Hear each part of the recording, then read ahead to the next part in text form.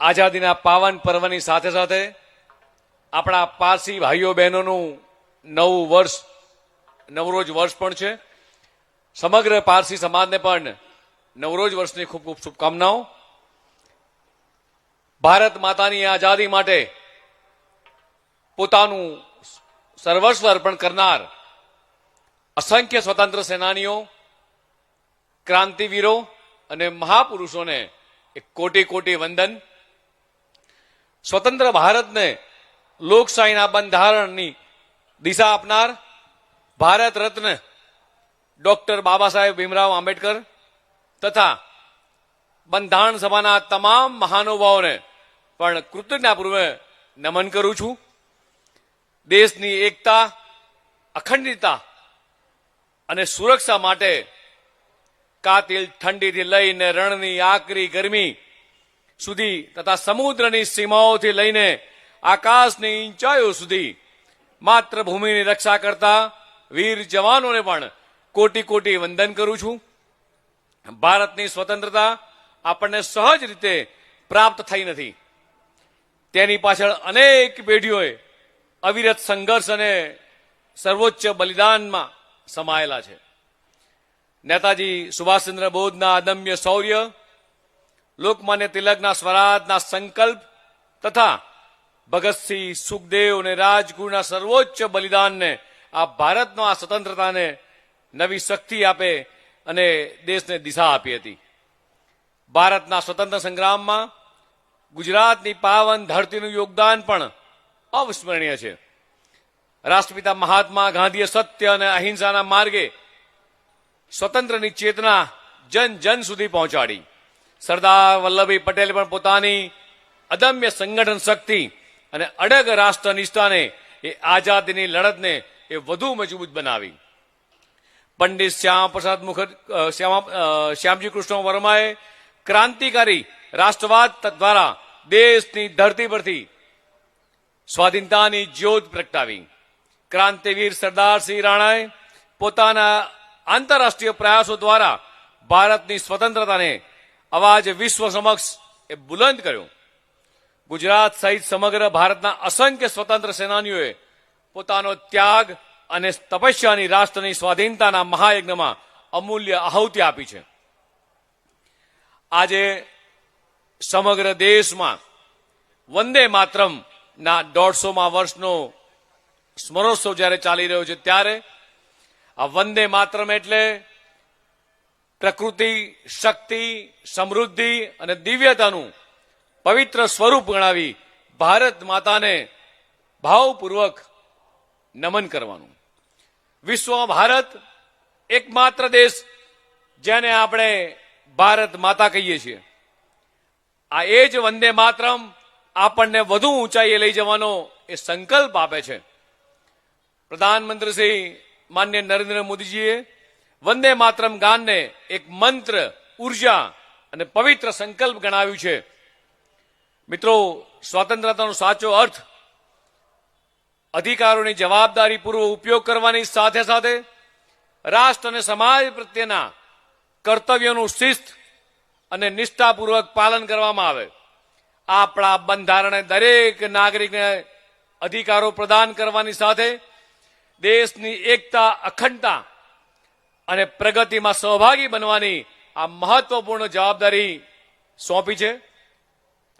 આજે ભારત આત્મવિશ્વાસ સાથે એ વિશ્વમાં પોતાની નવી ઓળખ જ્યારે સ્થાપિત કરી રહ્યું છે, ત્યારે વિજ્ઞાન હોય, ટેકનોલોજી, અવકાશ, ડિફેન્સ, કૃષિ, આરોગ્ય, શિક્ષણ, ડિજિટલ વ્યવસ્થા, સ્ટાર્ટઅપ, મહિલા સશક્તિકરણ અને ઇન્ફ્રાસ્ટ્રક્ચર સહિત અનેક ક્ષેત્રોમાં દેશ ઝડપી રીતે આગળ વધી રહ્યો છે. ત્યારે આ વિકાસ યાત્રામાં આપણા દરેક પરિશ્રમી નાગરિકનું મહત્વપૂર્ણ યોગદાન રહેલું છે.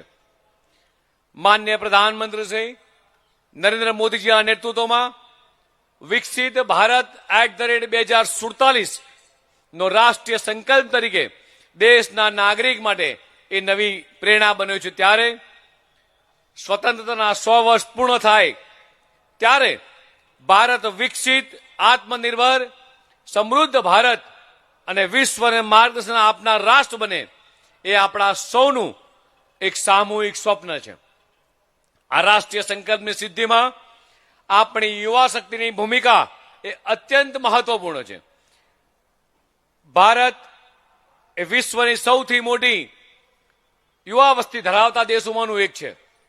આપણા યુવાનો રોજગારી મેળવવાની સાથે નવી રોજગારીનું સર્જન કરનાર બને, ટેકનોલોજીના સક્ષમ વપરાશકારની સાથે નવી ટેકનોલોજી સર્જક પણ બને, તે આજના સમયની માંગ છે. ત્યારે આપણી દીકરીઓ શિક્ષણ, વિજ્ઞાન, રમતગમત, સંરક્ષણ, પ્રવાસન, અવકાશ અને ઉદ્યોગ સહિત એ દરેક ક્ષેત્રમાં એ દેશનું ગૌરવ કરી રહી છે. મહિલાઓને શિક્ષણ, સુરક્ષા, સન્માન અને સમાન તક આપવી એ આપણી સામાજિક જવાબદારી હોવાથી સાથે રાષ્ટ્રના સર્વાંગી વિકાસમાં એ મહિલાની ભાગીદારી એ દિવસે ને દિવસે વધી રહી છે. ત્યારે આઝાદીની સાચી સાર્થકતા જ્યારે સમાજના અંતિમ વ્યક્તિ સુધી શિક્ષણ, આરોગ્ય, આવાસ, રોજગાર, સ્વચ્છ પાણી અને સન્માનપૂર્વક જીવન જીવવાની તક માનનીય પ્રધાનમંત્રી નરેન્દ્ર મોદીજીએ એ લોકો સુધી પહોંચાડવાનો પ્રયાસ કર્યો છે.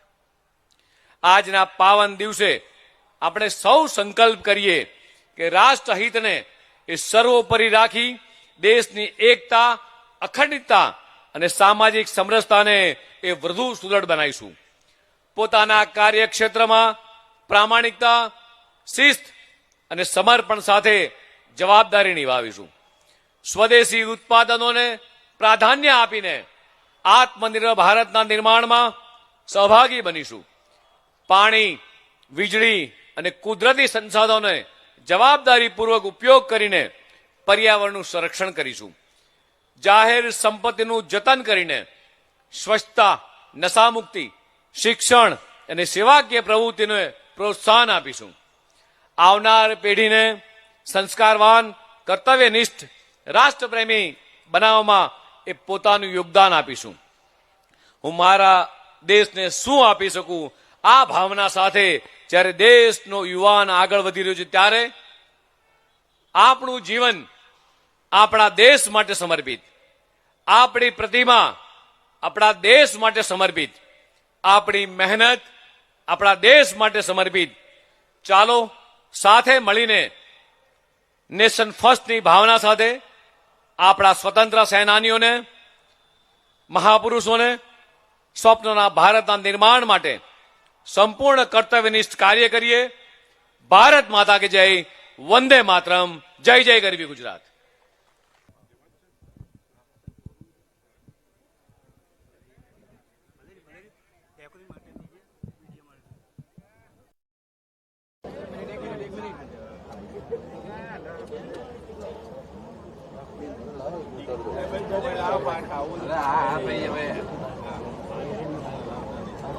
રોલ કેજો ભાઈ. આપ સૌને 80મા સ્વતંત્ર પર્વની હાર્દિક શુભકામનાઓ. મિત્રો, આજે આઝાદીના પાવન પર્વની સાથે સાથે આપણા પારસી ભાઈઓ બહેનોનું નવું વર્ષ, નવરોજ પણ છે, તેની પણ ખૂબ ખૂબ શુભકામના. મહાત્મા ગાંધી, ભગતસિંહ, નેતાજી, સુભાષચંદ્ર બોઝ, સરદાર વલ્લભભાઈ પટેલ, ચંદ્રશેખર આઝાદ અને લોકમાન્ય તિલક જેવા અનેક મહાન દેશભક્તોના સતત સંઘર્ષ અને બલિદાનનું પરિણામ એ છે કે આપણે આઝાદ ભારતમાં જીવી રહ્યા છીએ. આજે આપણા દેશની સરહદો પર રાત દિવસ, તડકો, છાંયડો, વરસાદ જોયા વગર આપણી રક્ષા કરતા આપણા વીર જવાનોને પણ સલામ કરું છું. તેમના કારણે આજે સમગ્ર ભારત સુરક્ષિત છે. આટલા વર્ષોમાં ભારત દેશે અનેક ચડાવ ઉતાર જોયા છે, ત્યારે ભૂતકાળમાં આપણે વિકાસની કથળેલી પરિસ્થિતિમાંથી પણ એક વખત પસાર થયા. અભૂતપૂર્વ વિકાસ સાધવા સુધીના સમયગાળામાં દેશ એ આજે જ્યારે સાક્ષી બની રહ્યો છે, ત્યારે મને કહેતા ગૌરવ થાય છે કે આપણા લોકલાલા પ્રધાનમંત્રી માનનીય નરેન્દ્રભાઈ મોદી સાહેબના નેતૃત્વમાં દેશે છેલ્લા 12 વર્ષમાં એ સર્વોચ્ચ પ્રગતિ જ્યારે સાધી છે, ત્યારે પ્રધાનમંત્રી શ્રી મોદીજીએ વિકસિત ભારત @2047ના નિર્માણ માટે જે સંકલ્પ કર્યો છે તેને સાકાર કરવા ગુજરાત પણ કટિબદ્ધ રીતે જોડાયું છે. આપણે ભલે આઝાદીના આ આંદોલનમાં એ વખતે જોડાઈ ન શક્યા, પણ આ વિકસિત ભારતના અભિયાનમાં આપણે સૌ જરૂરથી જોડાઈએ. પુનઃ આપ સૌને સ્વતંત્રતા દિવસની હાર્દિક શુભકામના પાછળ. જય જય ગરવી ગુજરાત. માનનીય પ્રદેશ અધ્યક્ષ શ્રી સ્વતંત્રતા દિવસ નિમિત્તે મોં મીઠું કરાવશે.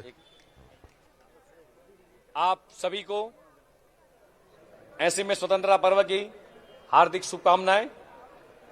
महात्मा गांधी, सरदार वल्लभभाई पटेल, भगत सिंह, नेताजी सुभाष चंद्र बोस, चंद्रशेखर आजाद और लोकमान्य तिलक जैसे अनेक महान देशभक्तों ने निरंतर संघर्ष और बलिदान की परिणाम की वजह से आज हम आजाद भारत में आज जी रहे हैं.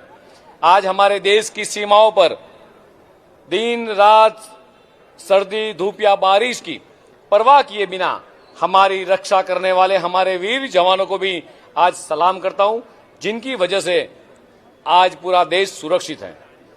इतने वर्षों में भारत ने देश में अनेक चढ़ाव उतार देखे हैं. विकास की कमजोर स्थिति को भी हमने महसूस किया है. अभूतपूर्व विकास हासिल करने तक के कालखंड के या पूरा देश आज साक्षी बन रहा है. मुझे कहते हुए गर्व होता है कि हमारे लोकप्रिय प्रधानमंत्री नरेंद्र मोदी जी ने नेतृत्व में आज देश पिछले 12 सालों में सर्वोच्च प्रगति हासिल करने की आगे बढ़ रहा है. प्रधानमंत्री माननीय मोदी जी ने विकसित भारत @2047 के निर्माण को